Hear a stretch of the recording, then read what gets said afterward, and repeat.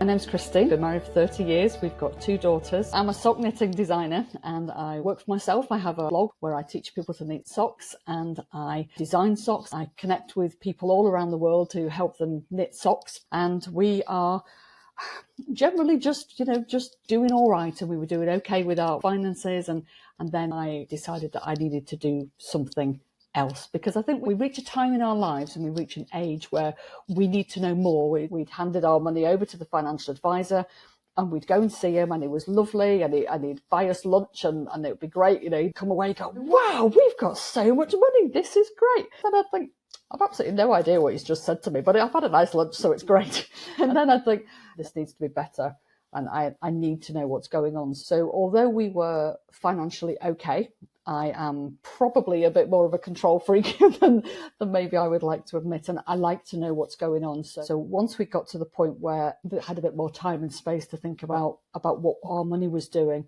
and I'd look at the figures and I'd think, well, this isn't growing very much. What's he doing? Why isn't this getting any better?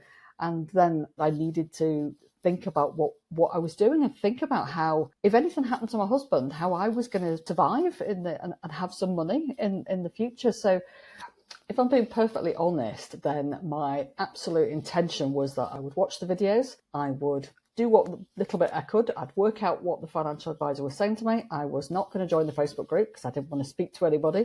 I probably wasn't going to join in with the Q&As. I probably wasn't going to move my investments either, because financial advisor was doing an okay job. I thought that if I understood what he was saying, then that would be enough and I'd be okay with that. But the more that the lessons went on, the more I went beyond the just understanding to, hey, hang on a minute, well, I'm staying with this then. And so that was where that started. And all of a sudden I thought, I'm not paying any more money into that ISA that he's looking after. He's taking so much money off me. No wonder he can afford to buy us lunch. This year, since starting FFU in January, I have thrown so much baggage off the train, and it's not been just to do with finance. It's been everything. The feeling of being able to take control of your own money.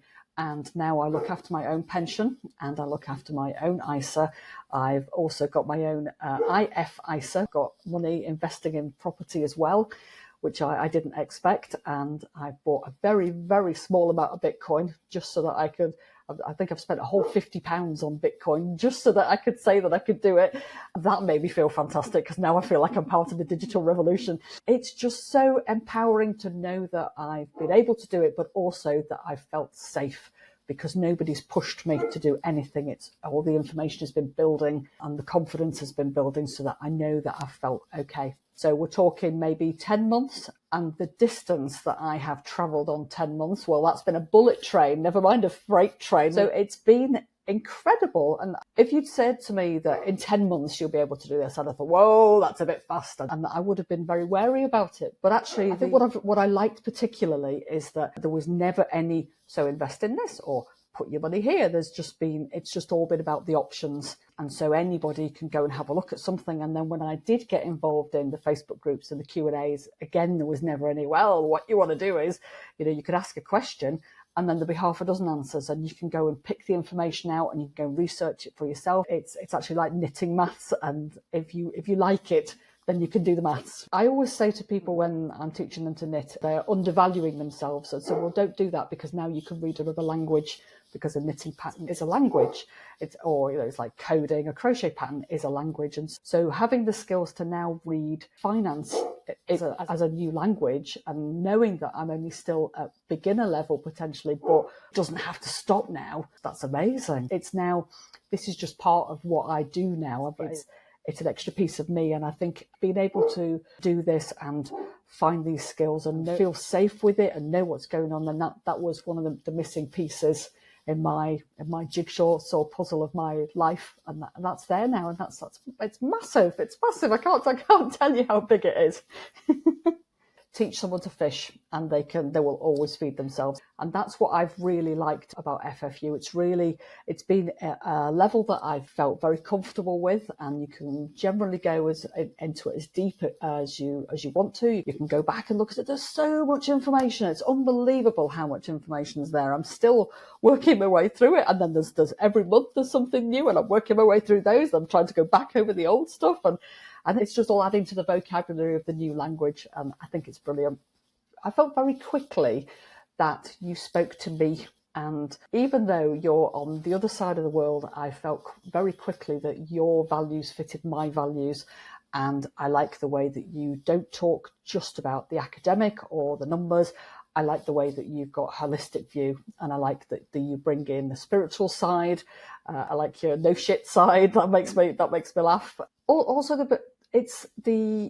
think it's the, well, okay, yep, this is difficult. Yep, you've not done it before, but you can do it. And if you do it wrong, then never mind, we'll do it again. But, just taking it slow and steady, it's fine, isn't it? And I liked the calmness of it all. That I found that very, very comforting, really. I liked that everything was in manageable chunks. I thought your explanations of the financial bits were brilliant, because I liked the way that you'd organised the course so that everything built on something else. Everything that's there has just then built up onto the next thing.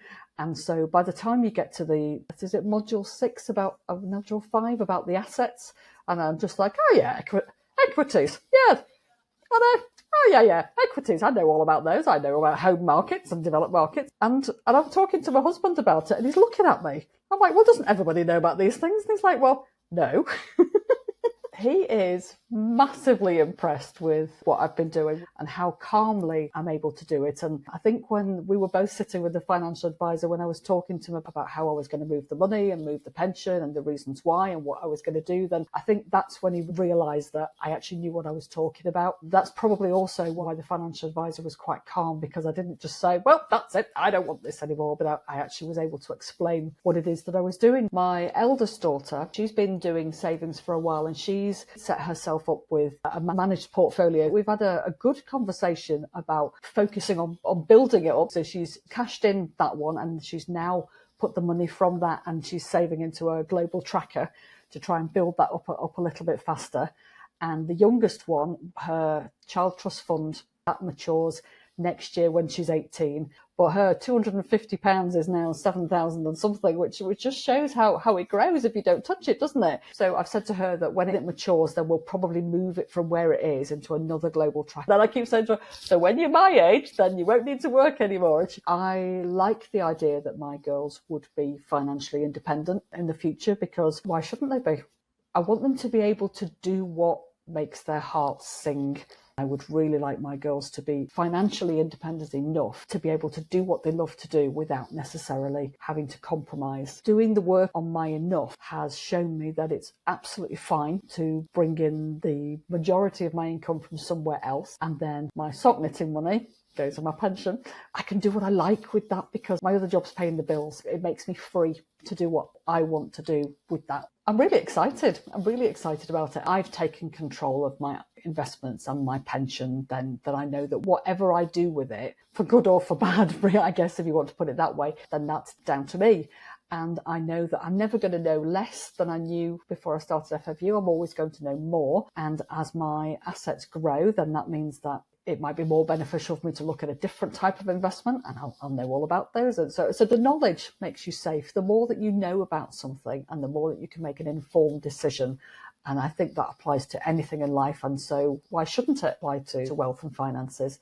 And with the wealth, I love that there's something every month. You know, you've got a Q&A, you've got the mashup with Nick. I really enjoy listening to that. And then you've got guests as well. And I love that I've got the choice to go back and listen to it later. That's just part of what I'm doing. It's an amazing resource. Thank you. And I think that the way that you've put it together, it works brilliantly. It was a very positive learning environment.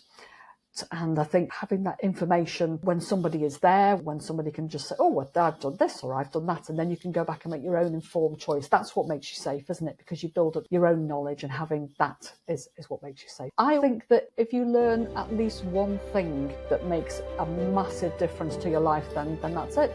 You don't have to do anything that's cataclysmic. Sometimes there's just got to be that one thing. And I would say that if you are not quite sure, but your heart says, oh, maybe, just do it. Just do it, because I absolutely don't regret that I did it.